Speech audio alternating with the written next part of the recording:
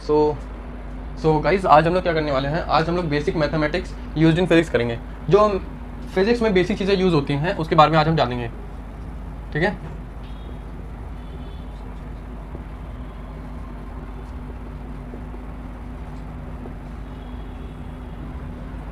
ठीक है, सो सबसे पहले जानने की क्या ज़रूरत है, बेसिक चीज़ें आपको सबसे पहले जानने हैं। छोटी मोटी ट्रिग्नोमेट्री बहुत ज़्यादा ट्रिकी तो नहीं आती है, बट हाँ तभी भी आती है,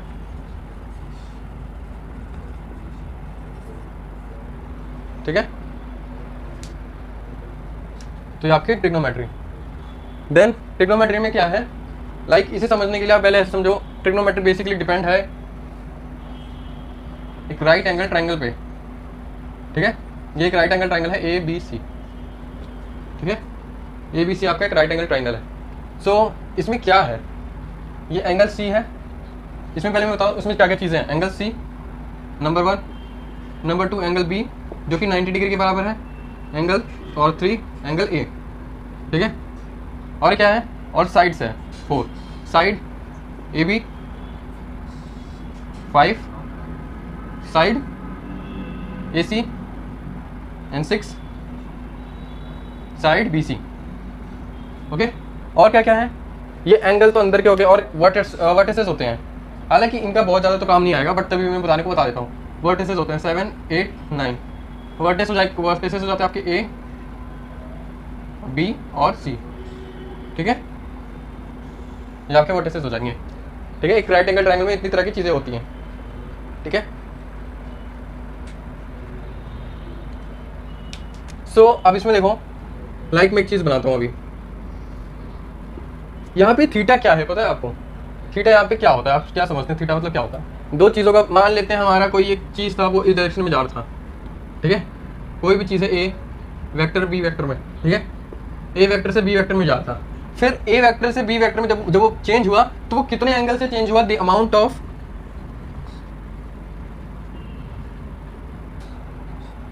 revolution made by anything from its initial position to its final position। ये आपका हो जाता है एक एंगल, ठीक है। ये आपका एक एंगल हो जाता है। सो ये सब चीज़ें हैं।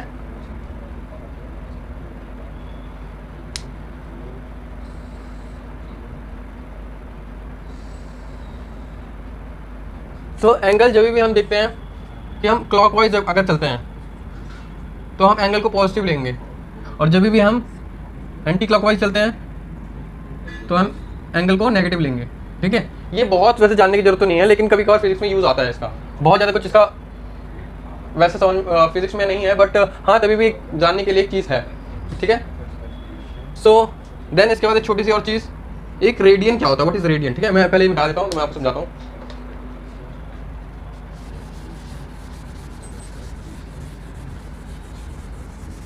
जैसे आपने समझा होगा कि रेडियन एक एंगल को कैसे नापते हैं, ठीक है। या तो डिग्रीज में नापते हैं वरना रेडियन में नापते हैं, ठीक है। एंगल को कंपेयर करने की यूनिट क्या क्या होती है? डिग्री और होती है रेडियन, ठीक है। लाइक अभी एक रेडियन में 180/π डिग्रीज होते हैं, ठीक है। सो कितने हो गए टोटल?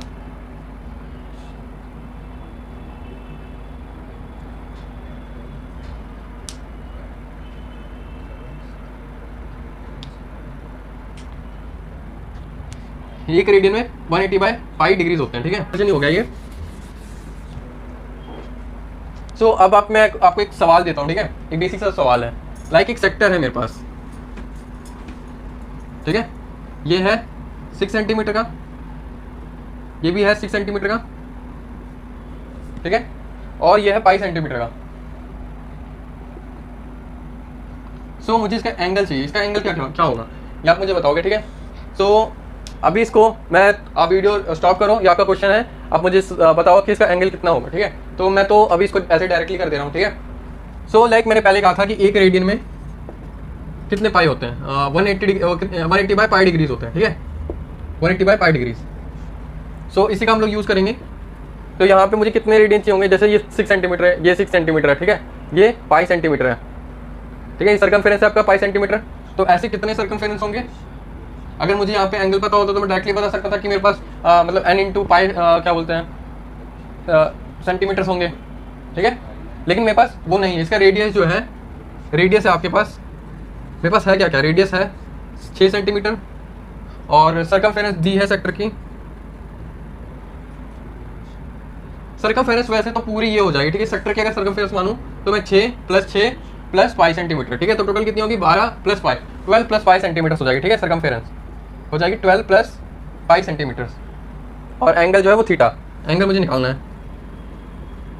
और एंगल कितने के बराबर होता है, ये वाला एंगल, देखो इसका फॉर्मूला क्या होता है पता है, एंगल का फॉर्मूला होता है आर्क अपॉन लेंथ,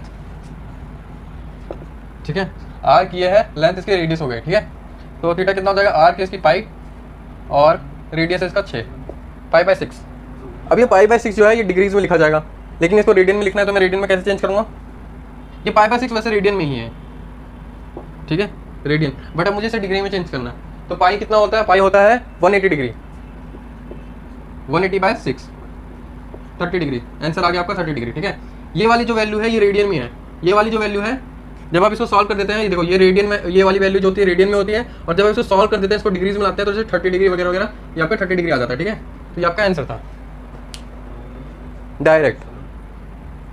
आपको पता होना चाहिए कि पाई जो है, लाइक अभी मैं इसको मिटा देता हूँ और मैं बताता हूँ आपको, पाई होता है 180, पाई/2 होता है 90 डिग्री। सो नेक्स्ट आपको चीज़ बताने वाला हूँ ट्रिग्नोमेट्रिक रेशोज, ट्रिग्नोमेट्रिक रेशोज। सो आपका ट्रिग्नोमेट्रिक रेशोज क्या कहता है, ये एक मान लो मैंने एक क्वाड्रेंट एक प्लेन बनाया है, ठीक है, एक्स एक्सिस या वाई एक्सिस, फिलहाल तो हमको इन्हीं दोनों की जरूरत पड़ेगी। ये 90 डिग्री ए बी एंड सी, ठीक है। अब सबसे पहले साइन क्या होता है, साइन मान लो ये आपका थीटा है, ठीक है, वरना मैं एंगल थीटा इसको भी ले सकता हूँ समझाने के लिए। साइन थीटा, अगर आप ये थीटा लोगे तो उसके हिसाब से बेस और आपका बेस और परपेंडिकुलर बदल जाता है, बाकी हाइपोटेनियस वही रहता है, ठीक है। तो लाइक मैंने थीटा इसको लिया है, तो साइन थीटा क्या होता है, perpendicular upon base, perpendicular upon base. तो इसके हिसाब से परपेंडिकुलर क्या होता है, जो इस एंगल के सामने वाली लाइन होती है ना वो आपका परपेंडिकुलर हो जाता है, ठीक है।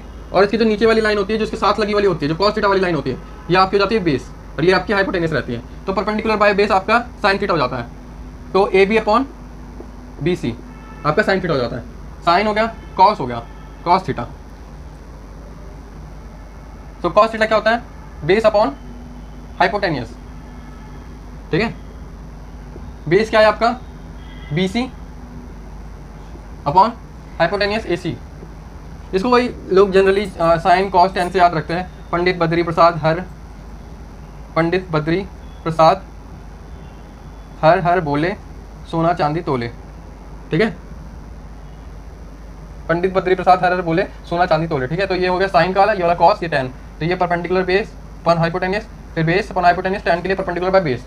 तो टेन थीटा के लिए क्या हो जाता है आपके पास, परपेंडिकुलर बाय बेस, ठीक है। ये आपका परपेंडिकुलर है ए बी और बेस है परपेंडिकुलर बाय हाइपोटेनियस हो जाता है साइन के लिए, हाँ यार ए सी, ठीक है। और बेस हो जाता है इसके लिए, तो हो जाएगा perpendicular by base A B upon B C, ठीक है। साइन कॉस टेन, ये आपका साइन कॉस टेन हो जाता है। देन आपका क्या होता है, आपका कॉट होता है, कोसेक होता है और सेक होता है, ठीक है। क्या होता है, cot, cot theta, cosec theta और सेक थीटा, ठीक है। कॉट, कोसेक और सेक, ये आपका साइन कॉस टेन हो जाता है। इनके ये सब फॉर्मूले ही आपको पता चल जाएगा। ये परपेंडिकुलर है, ये आपका बेस है, ये आपकी परपेंडिकुलर लाइन है, ये आपकी बेस लाइन है, ये आपका हाइपोटेनियस है, ठीक है। अब मैं आपको कॉट भी बता देता हूँ, कॉसेक और सेक, ठीक है। कॉट होता है आपका base perpendicular, base by perpendicular, base by perpendicular. इसमें देखो बेस बाय परपेंडिकुलर ये क्या है, टेन का अपोजिट कॉट होता है, ठीक है। टेन का अपोजिट कॉट होता है। कॉस का अपोजिट क्या होगा, यहाँ पे पहले परपेंडिकुलर बाय बेस का देख लेते हैं। बेस बाय परपेंडिकुलर, बेस हो गया बी सी, और परपेंडिकुलर हो गया आपका AB, ठीक है। देन आपके पास कोसेक। कोसेक क्या होता है? कोसेक होता है आपका hypotenuse upon perpendicular, hypotenuse upon perpendicular, hypotenuse upon perpendicular, तो AC अपॉन AB, ठीक है, AC अपॉन AB, ये हो जाता है आपका हाइपोटेनियस अपॉन परपेंडिकुलर, हो जाता है आपका कोसेक। फिर आपका आता है सेक, ठीक है। सेक क्या होता है आपका H/B, hypotenuse upon base, AC/BC। ये आपकी सारी की सारी चीज़ें होगी, आपके ट्रिग्नोमेट्रिक रेशियोज बोले जाते हैं, ठीक है। अभी मैं इनके एंगल्स भी बताऊंगा आपको, ये आपको ट्रिक भी मैं थोड़ी सी सही से लिख देता हूँ, साइन कॉस टेन यहाँ पे,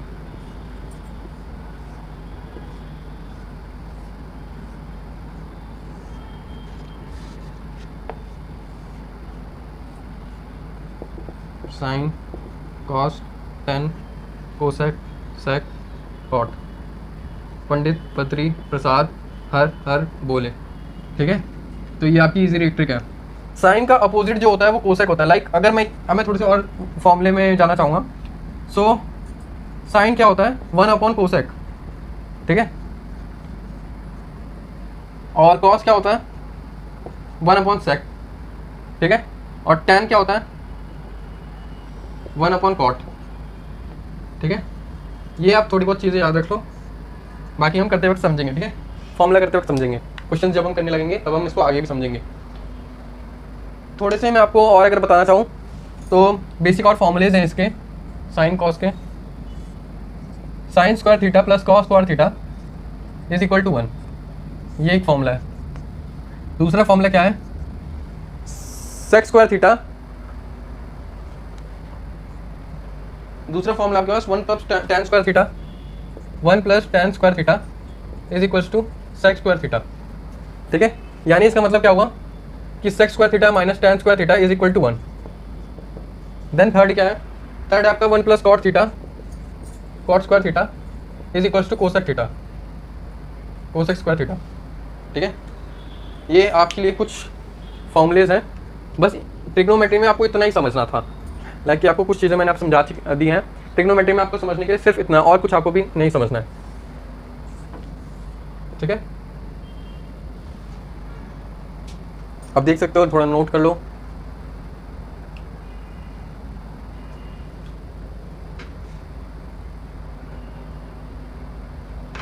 चलो ठीक है, अब 2-3 क्वेश्चन करते हैं, उसके बाद सब स्टार्ट करेंगे फिर से।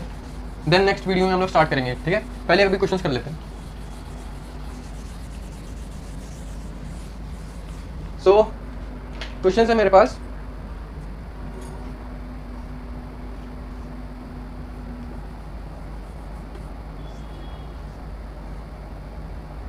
PMO 5 3 अरे थीटा, तो मुझे आपको मुझे बताना है कि what is the value of theta, theta क्या है, ठीक है।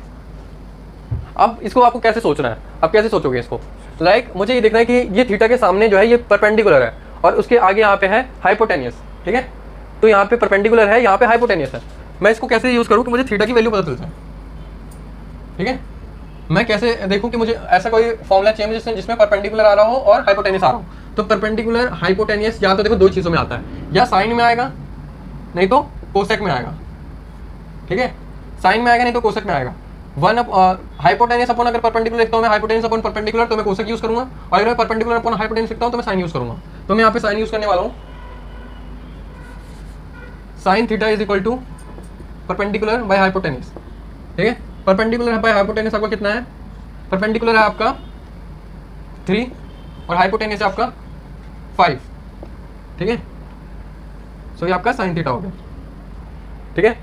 एंड फिर थीटा क्या होगा, थीटा आपका होगा 3/5, यहाँ पे साइन इनवर्स आपका ये सही हो जाता है, ठीक है। और अगर मैं इसी में पूछ लूँ कि what is the value of MO, MO की वैल्यू क्या है, x लिखा है, तो मैं इसमें आप क्या बताओगे मेरे को MO की वैल्यू क्या है। तो यहाँ से मैं लिखता हूँ साइन थीटा, मैंने P/H निकाल लिया, ठीक है। तो ये परपेंडिकुलर बाय हाइपोटेनियस हो गया, थीटा निकल गया मेरे पास ये वाला 53 डिग्री। वैसे इसमें थीटा की भी जरूरत नहीं है, अगर मैं आपको बताऊँ तो आप डायरेक्टली निकाल सकते हो। ये आपके पास 90 डिग्री है, 5/3 आ गया, साइन थीटा पे 5/3 आ गया। अब इसको फॉर्मूले में कैसे रख सकते हो आप, यहाँ तो देखो sin square theta plus cos square theta लगा दो is equal to 1 sin square theta 3 square by 5 square इसका whole square. Cos square theta क्या होता है? Perpendicular upon base, sorry base by hypotenuse होता है, ठीक है। तो base by hypotenuse is equal to 1। ये कितना हो जाता है? ये हो जाएगा आपका एक्स स्क्वायर, ये हो जाएगा 5 25 plus 9 plus 25 is equal to 1। ये कॉमन हो गया 9 प्लस एक्स स्क्वायर, ये हो जाएगा आपके पास 25। यहाँ से अगर मैं ये बेस हटा दूँ तो यहाँ पे 25 आ जाएगा, यहाँ पे मल्टीप्लाई कर दिया 1 से, 9 प्लस एक्स स्क्वायर, 25 माइनस 9 कितने हो गए? 16 एक्स स्क्वायर। तो ये हो गया एक्स स्क्वायर इक्वल्स टू 16, तो एक्स की वैल्यू होगी 4, ठीक है। वैसे मुझे डायरेक्टली पता था कि अगर ये साइड 5 है और ये साइड 3 है तो ये 4 होगी ही होगी। ये आपको ना अगर चीज़ें बहुत जल्दी करनी है तो आपको ये याद रखना पड़ेगा। अगर राइट एंगल ट्राइंगल में ये वाली साइड 5 है और ये वाली साइड 3 है तो ये वाली साइड आपकी 4 होगी ही होगी, और अगर ये वाली साइड आपकी 5 है और ये वाली साइड आपकी 3 है तो ये वाली साइड आपकी 4 होगी ही होगी, ठीक है। ये आपको याद रखना पड़ेगा, ये बहुत बहुत बढ़िया चीज़ है करने के लिए। सो आज की जो है वीडियो ये यहीं खत्म करते हैं। नेक्स्ट में मैं आपको आगे बेसिक की चीज़ें बताऊंगा कि आगे आपको बेसिक क्या करना है फिजिक्स में, फिजिक्स आगे पढ़ने के लिए। Thank you.